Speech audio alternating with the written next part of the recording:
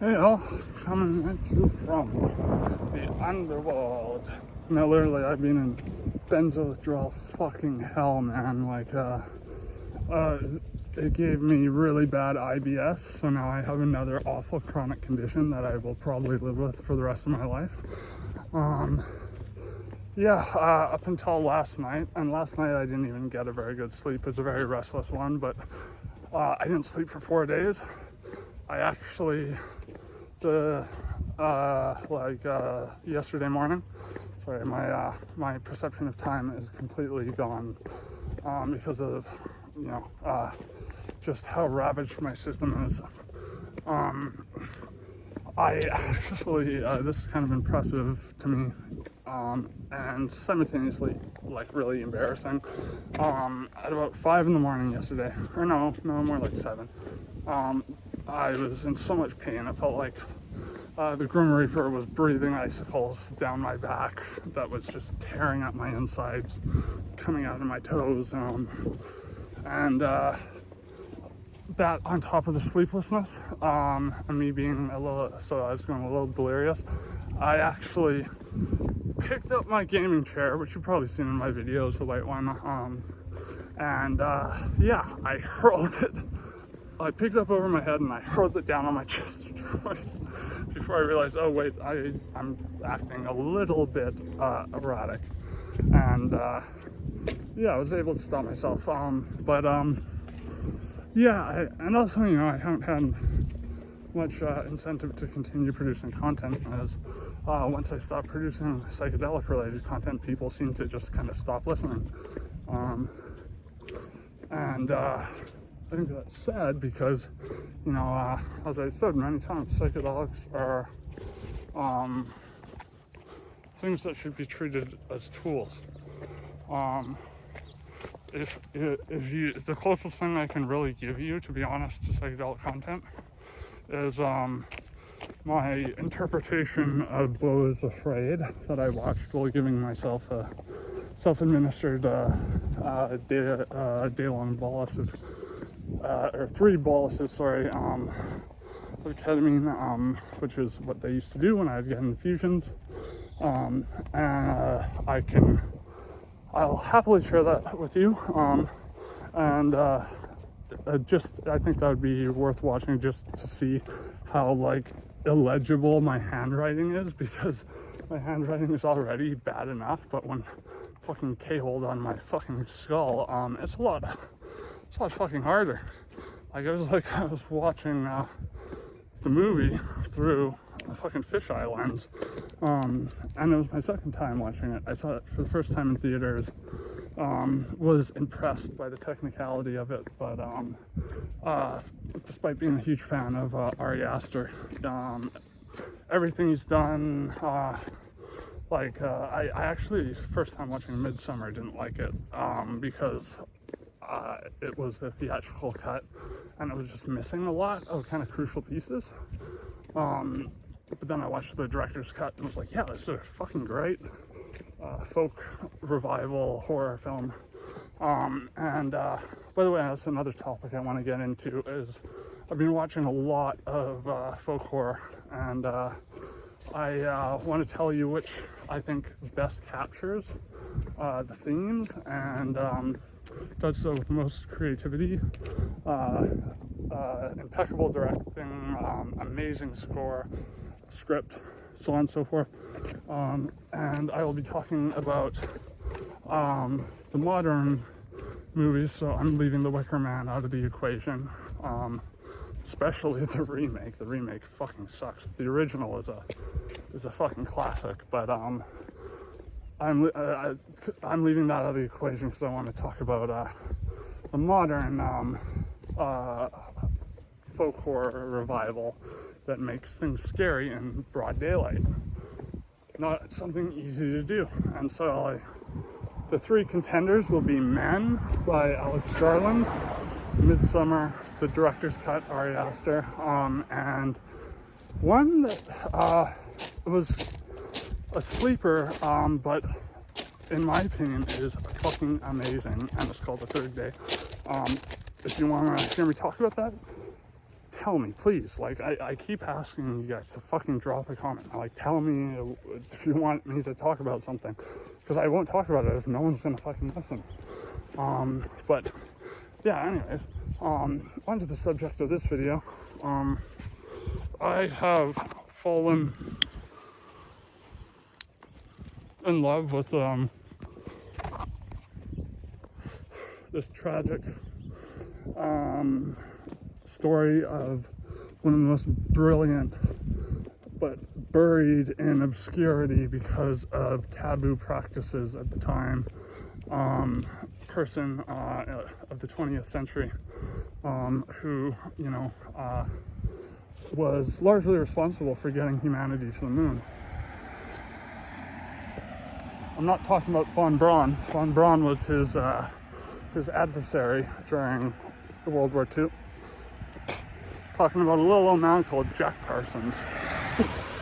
And this is so uncharacteristic of me to say, but I almost feel like I'm a reincarnation of him.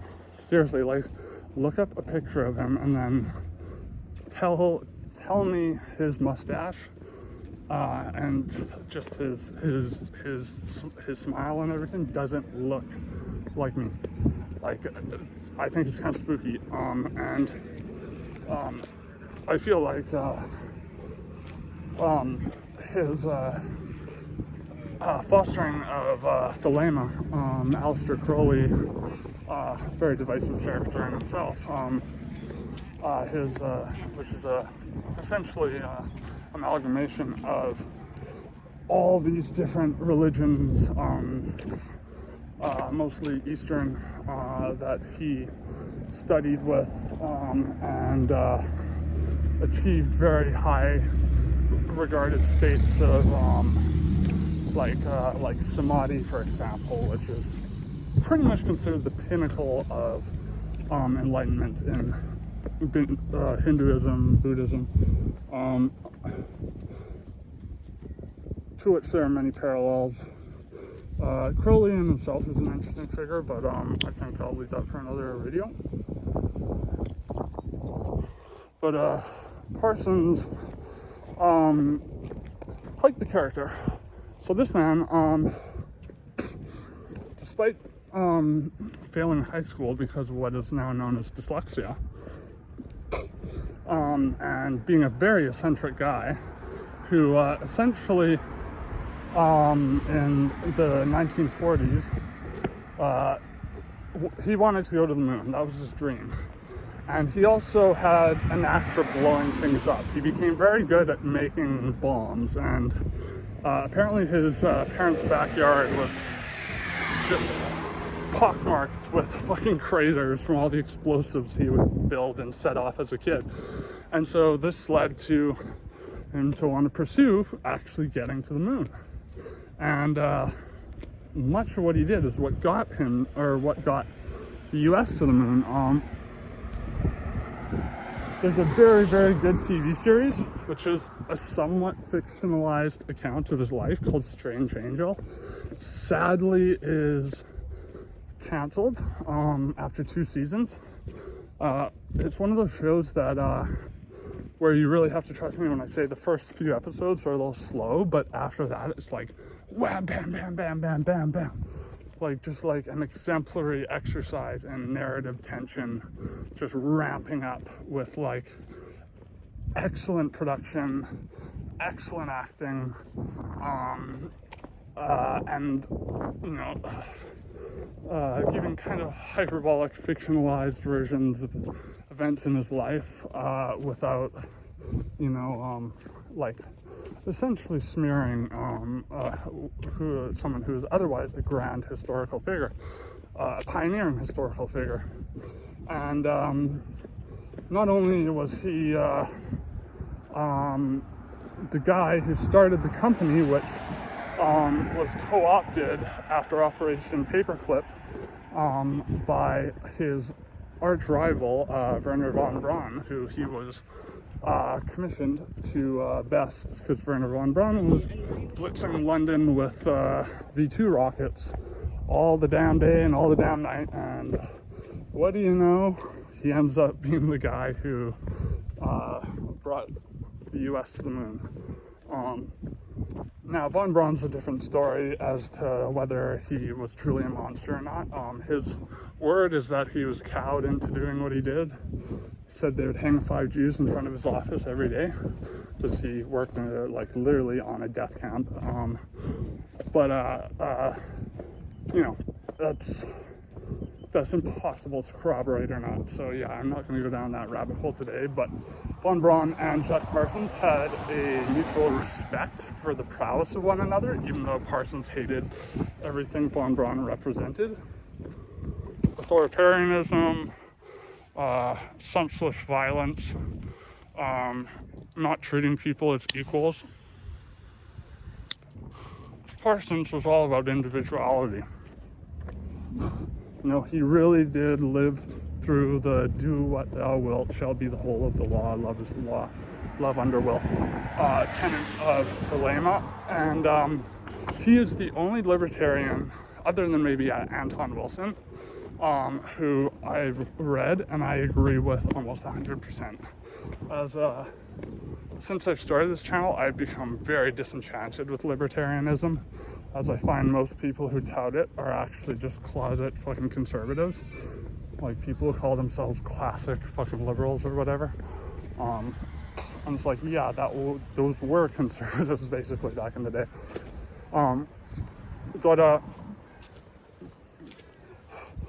Parsons in the 40s was a feminist. He was against religion, Christianity especially. He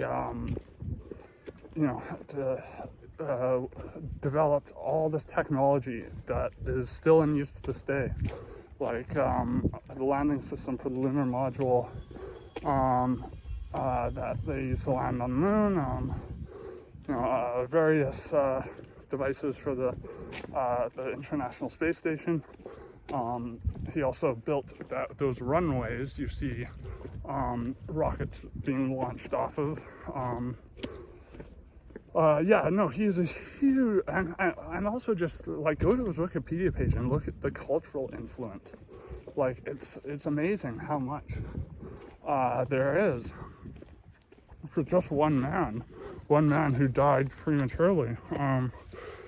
I'll get into his death in a sec because it's very sus to me. But this man, so while he was working in the military, they were trying to find any reason to just kick him out of the team.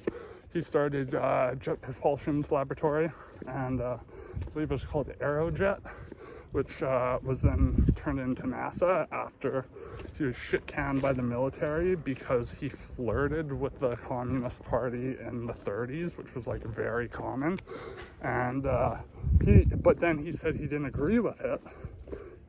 And he, like Orwell, saw the inherent danger in people like Stalin and how they use communism and socialism as a front for essentially instigating this like fucked up form of like monarchical capitalism, or oligarchical capitalism, whatever you want to call it. Something that Orwell writes about quite a bit. It's one of the main messages, I think, in 1984. But anyways, Parsons, he had some serious setbacks in his life after the Thelematic lodge he had was lost.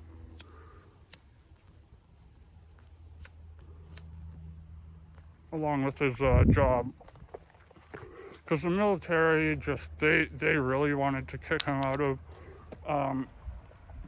the rocket program, as Parsons was in contact with Aleister Crowley, who was thought at the time to be a British spy or a British double agent for the Germans, even though he was spying on the Germans but for the British.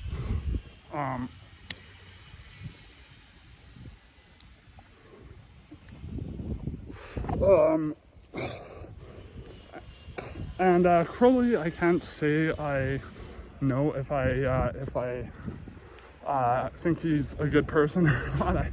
I think probably not, but there's also a lot of lies about him out there. And he did revel in the sensational title of the most wicked man in England, which, when people have a reputation like that and they find it just sumptuously like histrionic and like diabolically controversial, people will start to actually, not only identify with this false kind of caricature of themselves, but they will start to fit that mold themselves to their own behavior, which is what I believe Crowley did. Again, Crowley wrote many things that were untrue about himself, and the media wrote many things that were untrue about him. I mean, his fucking book, it's called The Book of Lies. Well, one of his many books. It's called The Book of Lies, and if you turn to the first page, it says, this may not be a book of lies. Very, very divisive figure. Can't say I'm 100% on board with Crowley, but I am 100% on board with Parsons. And everything I've read so far, I agree with. He is all about breaking down systems of tradition that continue to persecute people, like minorities, gay people. The military really tried to get him on being bisexual, which he probably was. I mean, he did live in this Thelematic household where they are having group orgies every night because they're doing sex magic, which is a fascinating topic in itself. And Jack Parsons used sex magic, and he would do prayers to Baal and Pan before setting off rockets during various tests. He tried to will the success of his scientific work through esoteric practices, and I think that shows a sagacity that is very uncommon in scientists, and is a big, I think it's something that curbs the progress of science a lot. And what I mean by that is that essentially it was esoteric practices that turned into what is now modern science. Case in point, alchemy. The whole hundreds of years of people trying to find the philosopher's stone, or thinking they could pull gold out of piss. That turned into chemistry. People like Isaac Newton were kind of closeted occultists, because these people realized, and I realized this, I've been very basic ritual magic practices for a long time, not because I believe it's something literally changing me on a spiritual level. I'm still very much hard-headed, dogged. I don't want to say materialist, but maybe pragmaticist. I think anything's possible, but I haven't seen enough to convince myself of a phenomenon that is beyond a conventional explanation. But I realize, like Parsons, that at the very least, by doing these things,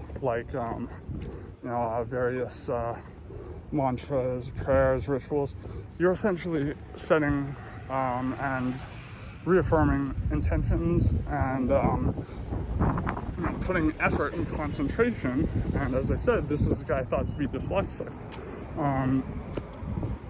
I fucking hate when people do that, so I break the thought, but I've had 3 people do that to me over the last 2 days, where I've walked by them, not even fucking smoking my cigarette, and there's it's like the whole fucking Bill Hicks bit.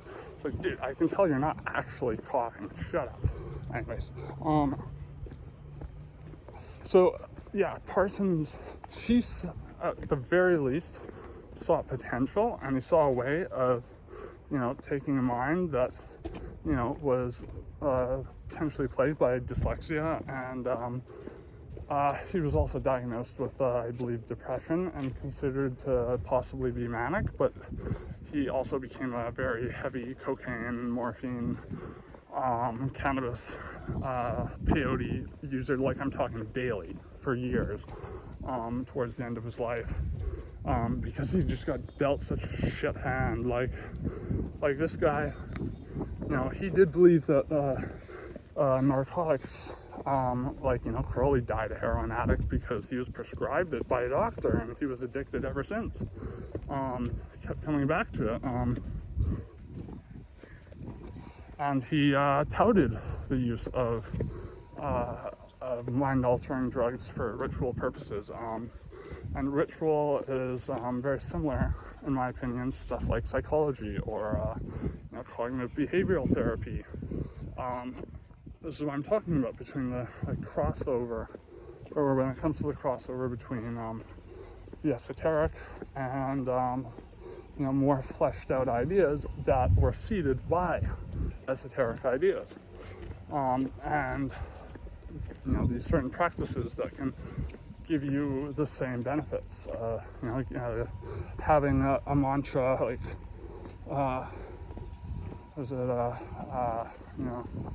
one is like Hare Krishna, Hare Krishna, Hare Krishna, whatever. I've got my own mantra from learning transcendental meditation, but these things clear your mind and they allow you to focus. And if you're at all interested in politics, which I really am because it's really important, no, it's not a fascinating subject. It's oftentimes boring and tedious, but it is nevertheless important. Do not, please, I can ask one thing of you, do not fucking fall to the pretense that's all too common, I find, amongst people within my age bracket, or literally anyone who has been alive in the internet age. I'm not going to discriminate on age, because older people do this too. They think, oh, well, we have all the footnotes of history at our fingertips because we have this thing called the World Wide Web. So as long as we have that information available to us, we'll never repeat the atrocities of the past. And I think that's just so dangerous. It's so incredibly dangerous. So yes, I really think it's important to study history and to consider the human fallibility within not just us, but every other human. Which is, why I no longer consider myself like a socialist or a communist like Parsons. Because I just don't, I think at best anarcho-syndicalist, because I think just, power corrupts, absolutely. It's true. The old motto's true. So it doesn't matter how good of a person you were, how good your intentions were when you started off. So you get that taste of power and money and people basically worshiping you. You can become a little conceited and maybe a little evil.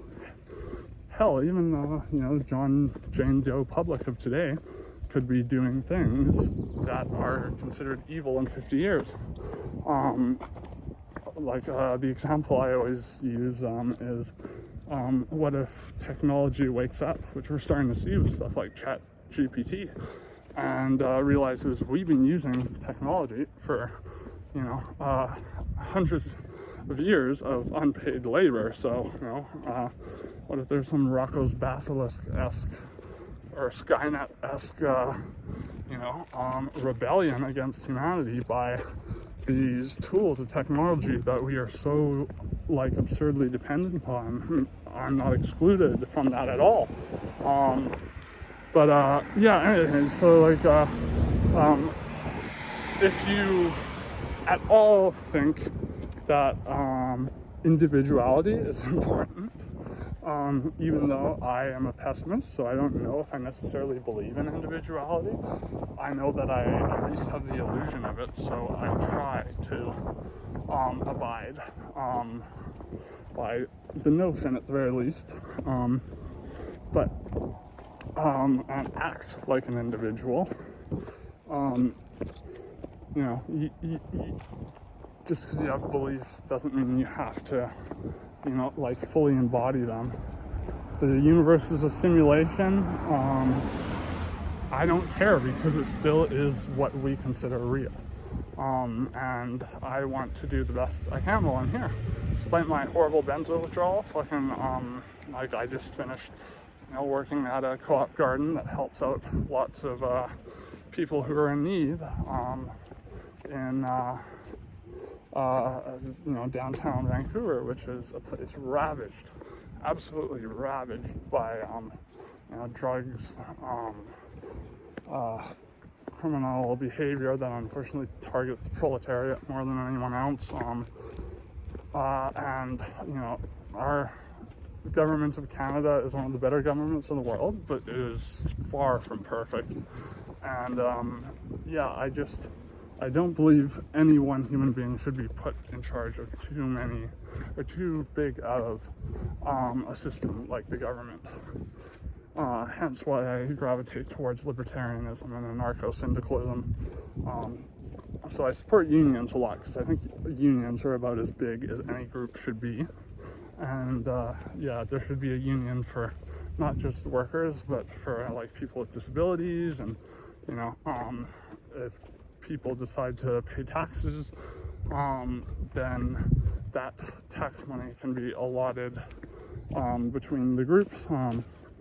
I have no overarching map of how that would work, or if it would work. There's really no working models for anarcho-syndicalism in history. Hey, Noam Chomsky was a fucking anarcho-syndicalist. Are you gonna argue with Noam Chomsky? He said some kind of kooky shit over the last year, but he's fucking 90 now or something. So I'm not gonna bash on Chomsky too much, but in any case, Parsons was a libertarian, and he, as I said, was tried to be a socialist, tried to be a communist, and saw that it was just not something that had practical application. Other than places like Sweden, we don't really see great working models of pure socialism. Democracy and socialism are inextricably linked. We pay taxes. That's the socialist thing to do. Gives us public schools, gives us free healthcare, in Canada anyways. Any other country that is paying taxes and isn't getting free healthcare, I think is frankly getting fucked over. I think you should really read Parsons' philosophies if you at all find those ideologies to resonate with you. But here's one of the most interesting things about Parsons. So, a couple actually. I'll give you a back-to-back wham-bam thank you, man. Really cool stuff in his life. So, in addition to starting this Thelematic household, which was kind of given the facade of Freemason dwelling space, it was a giant mansion pretty much. He housed black people, he housed queer people, he housed the homeless, the disabled, anyone he thought society had essentially just cast to the wayside to rot. And they actually tried to bring him up on charges of harboring, N-word and, Q words, I'm not, you could say I'm being a libtard snowflake here, but I'm sorry, I'm not going to be blatantly fucking racist and homophobic, just to quote something that was legitimately something that they tried to pursue as a charge against Parsons, because since he had such high military clearance and was so eccentric, they really wanted to get him on anything.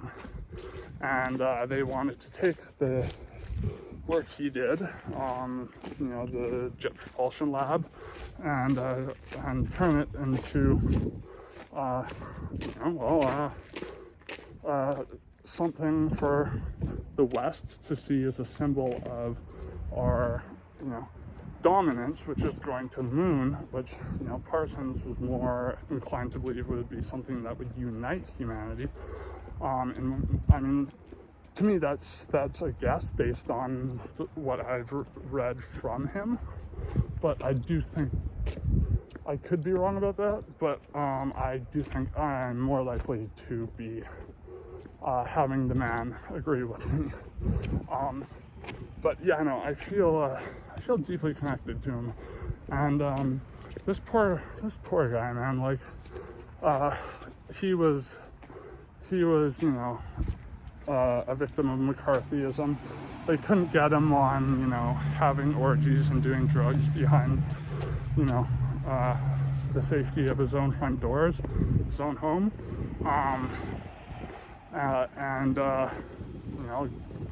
letting, again, minorities lodge with him, because he saw them as, the brunt of a broken authoritarian system. And, he hated authoritarianism. Not so much capitalism, but just authoritarianism in any form. And, if you are working with, like, a very high degree of classification during the World War in the West, they are going to try to find any dirt they can on you. Like, one thing they tried to get him on was his brief conversations with Aleister Crowley through letters and on the phone, because, again, they thought Crowley was a double agent for Germany, and when it was the other fucking way around. So ultimately what they did is they shit-canned him on the basis that he had at one point almost joined the Marxist Party, but then said, no, I don't agree with this, I'm not going to do it. And yeah, they overlooked the last part, and they just picked and choose what they needed to essentially dismiss him on the grounds of what I regard as prejudice, and a very vile prejudice, because it is meant to essentially make up for the fact that they couldn't bust him for his Thelemic practices. I think I'm pronouncing that right.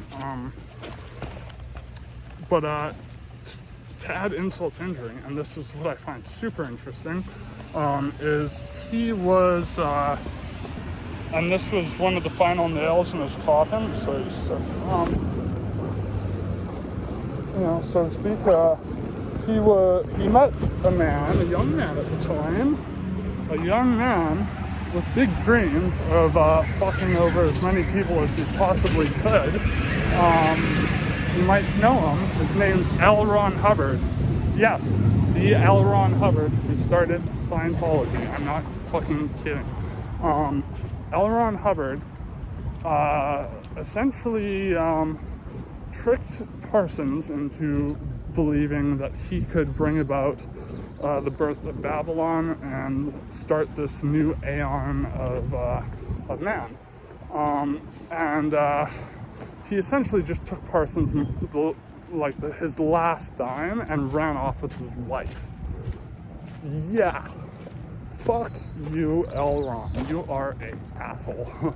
I fucking hate Scientology. I'm glad it's dying out. But L. Ron Hubbard was a con man, a racist.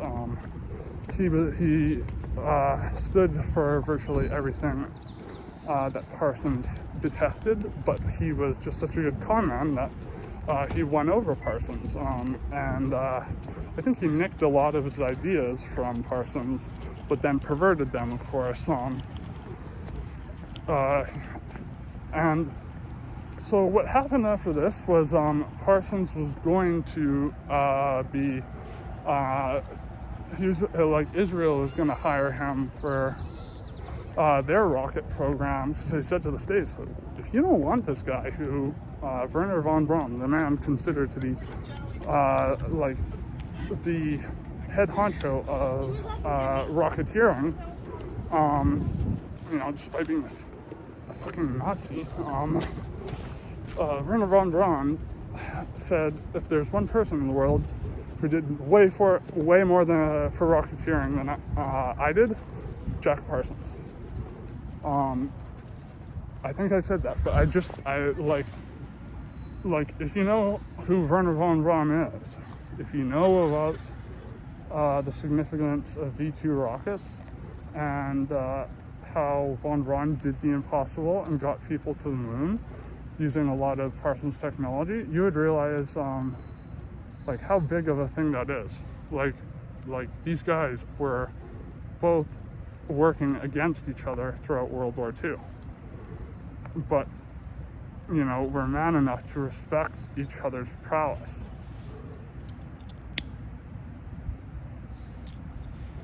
Even though that didn't necessarily make Parsons like them, because Nazis are the pinnacle of authoritarianism.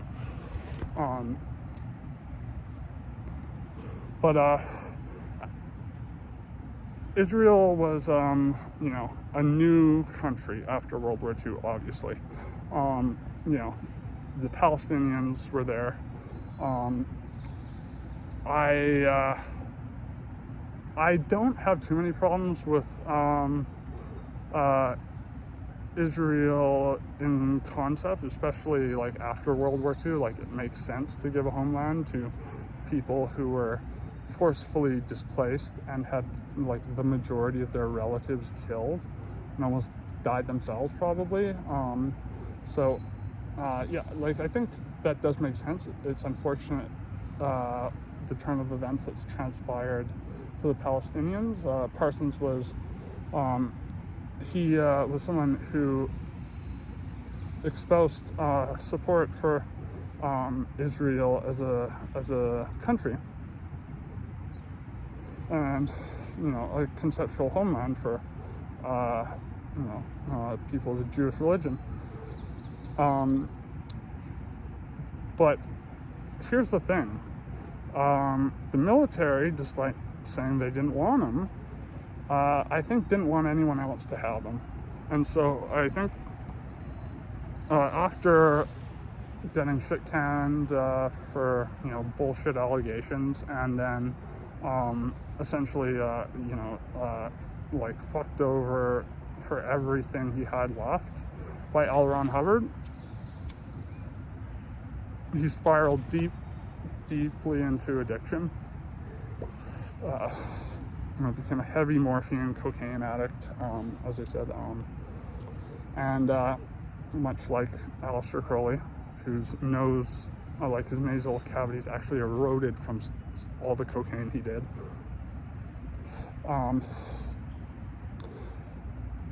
Parsons, in the official story, he was hired by a bomb company in Mexico, was handling combustible materials, and was shaking from withdrawals, and so an accident happened and he blew himself up. That's the official story, but if you ask me, for my opinion, I don't think he made such an accident. This is a man who spent his entire life working with the most precarious chemical compounds on the planet. This is a man who, as a prank, would throw little bombs, smoke bombs, and essentially high-powered M80s at his colleagues in laboratories for the purpose of practical jokes.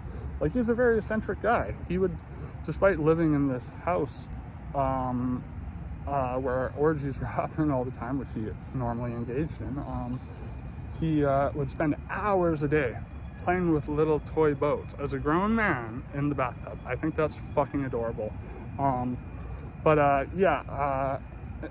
opinion though on his death is, some say it was suicide, which is, I think, more likely than the first explanation of it being an accident. Just again, he was very competent, despite his bravado, to work with these substances, and these chemical compounds, highly unstable ones like that.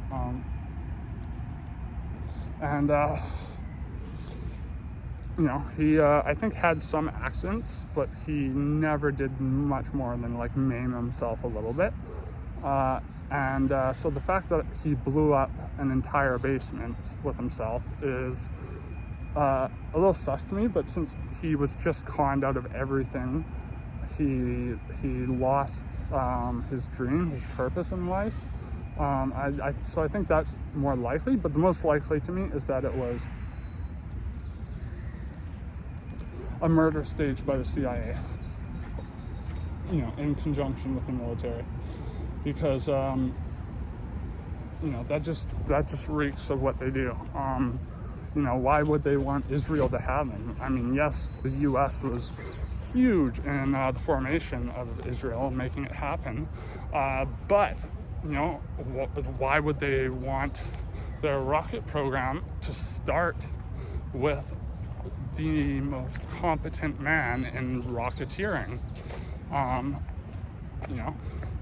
Very ironic, considering that in the 70s, and 80s, there's the Iran-Contra affair, where the U.S. was selling high-powered weapons and missiles through Israel to Iran to fund the Contra.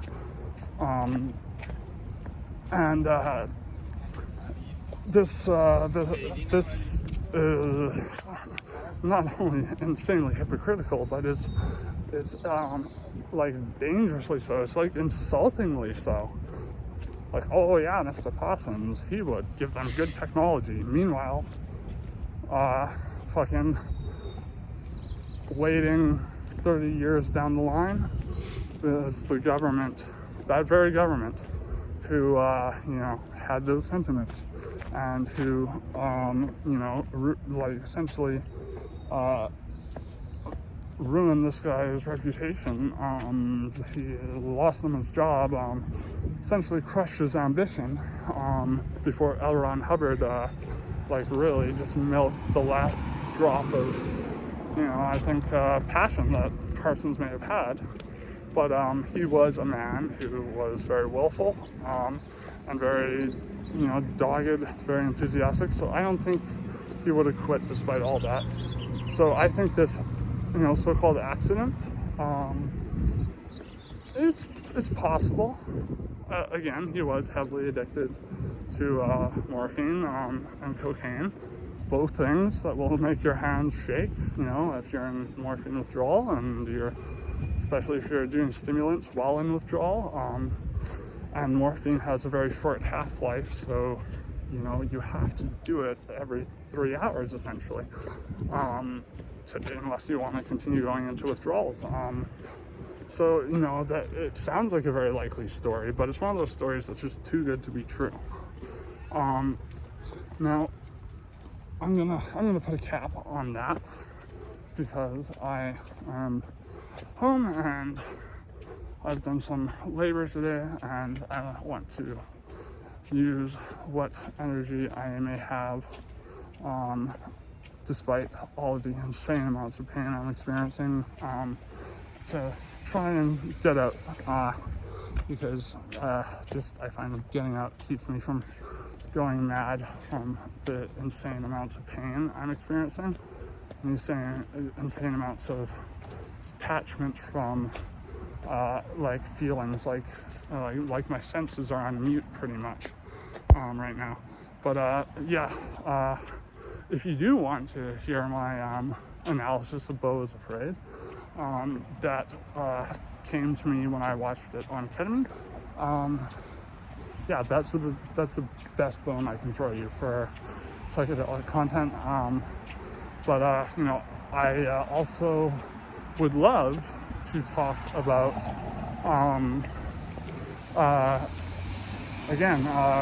revival folklore,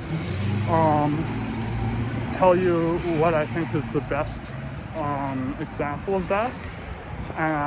And I usually don't like playing favorites with movies, but I think I have a good case for this one. So if you do want to hear that, let me know. If not, I'll tell my friends, people who will find it interesting.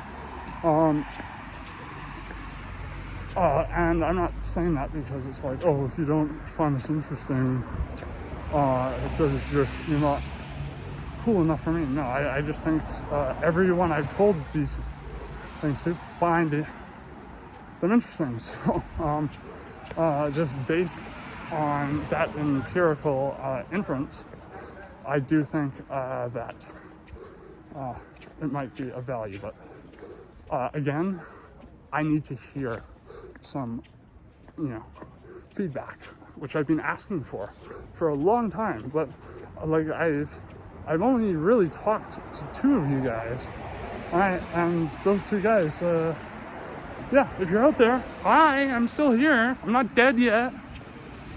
Maybe I'm getting there because I've been going through literal hell. Like, I've been having diarrhea like fucking 10 times a day and bleeding hemorrhoids on top of everything else I've described experiencing. But I want to converse. I want for us to try to learn in conjugate, as opposed to just continuing to be conducive to this hole I admittedly dug myself into, not just the benzo addiction, which is, again, my fucking fault. But this hole that is me kind of, well, I'd say I consciously knew that like doing DMT on camera and stuff like that would be like clickbaity and get me views. But here's the thing, and this is what I think separates me from people like Adam from Psych Substance. I'm willing to make that concession. I've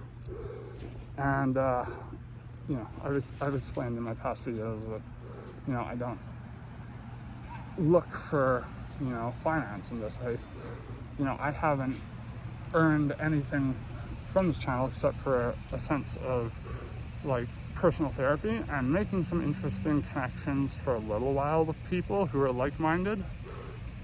But I also just really would like to talk to like-minded people who care about stuff other than just psychedelics, because I care about psychedelics, but as a responsible psychonaut, I am not using them until my system is in a state of equilibrium.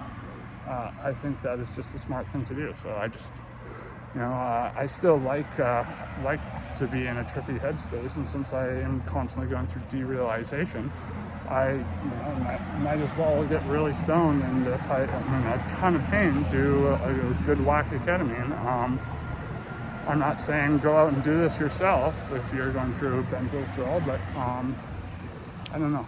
It works for me, but that's all I can say. So, like most of the things that I espouse as activities in my life that could be problematic for others, I'm not going to tell you to do it. I'm not going to tell you not to do it.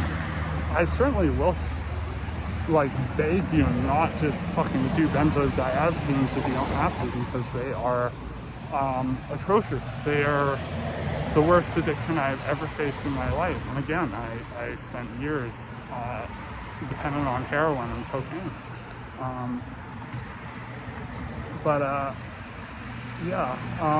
Anyways, my phone's about to die and I've been going on for long enough, but I'll just put up the last thing I wanted to talk about, which was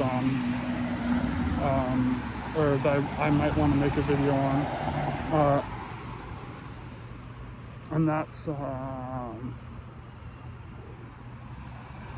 wait, no, I already told you. It was the whole neo folk revival stuff. Again, the movies I want to talk about would be Midsummer, Men by Alex Garland.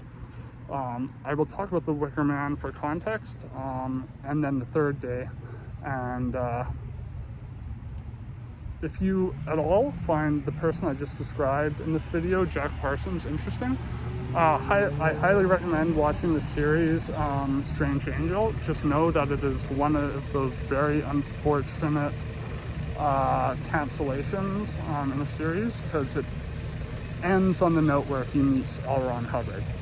And that's not me spoiling anything, because, you know, that's just kind of what happens after what the whole series ramps up towards, and that is something that happened in his life. It's something I knew before I even watched the series. Yeah, anyways, on that note, I'm signing off, and yeah, please send me good vibes. Please fucking drop a comment, fucking tell me what you really want to hear. Tell me if you want to chew me out about anything. I just want to actually have a two-way street going with this interaction.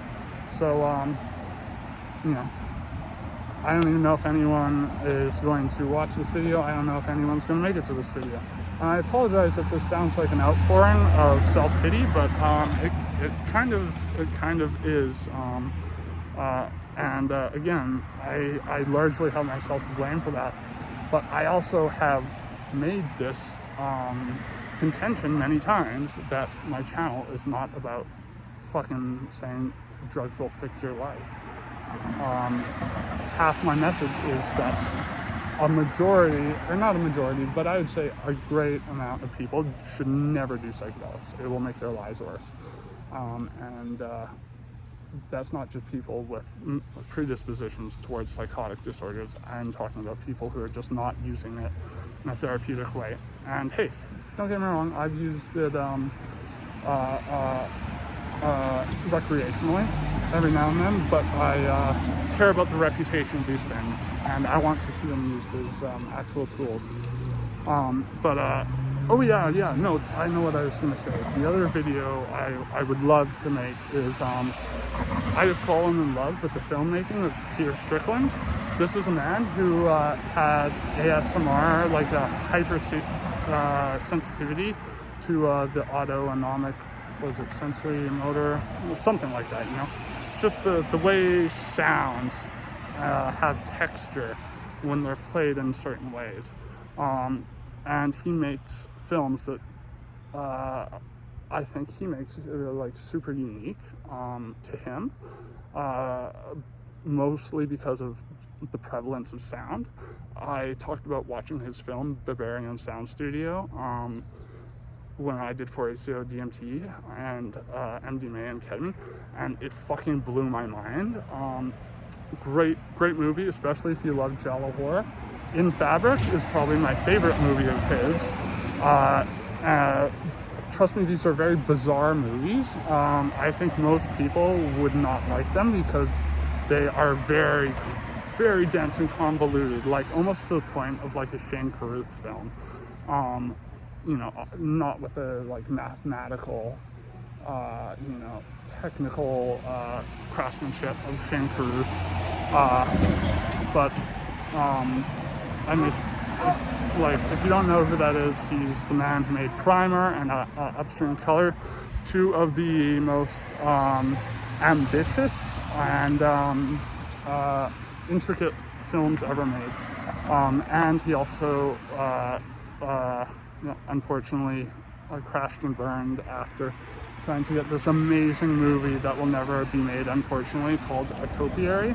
Look it up. It is fascinating in concept. I think he was canceled because he took out his rage of not being able to get funding as an independent filmmaker, despite all these people who are big names saying they would fund A Topiary because it was the best script they've ever read. And he failed to get the funding despite, you know, being approached to direct fucking Marvel movies and shit like that, which he didn't want to do. Because he cared about original works. But unfortunately, this man took it out on his wife in domestic abuse, and he outed himself by showing a court document in a photo of, I believe, the soundtrack for that he composed for Upstream Color, which is one of my favorite surrealist films. It's, again, a movie most people probably wouldn't like, but you know what?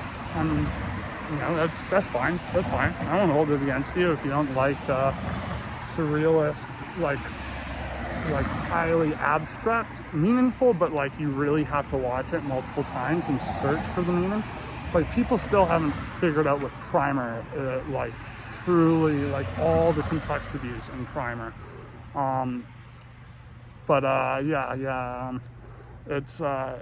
It's by far the most impressive directorial debut ever, in my opinion. But back to Peter Strickland, moving away from Shane Carruth. I'd happily talk about either of these guys, but let me know if you want to hear that. If you care, if you like trippy shit, man, that makes you think, these guys are for you. Maybe. I mean, they're unconventional, so not everyone would like them, but which is fine. Again, that's a matter of preference. But if you want to hear a little bit about that, happy to talk about it. Anyways, I'm gonna go. Sign off. Love you, and hope to talk to you soon. Wish me well, please. I'm in a very hard place right now.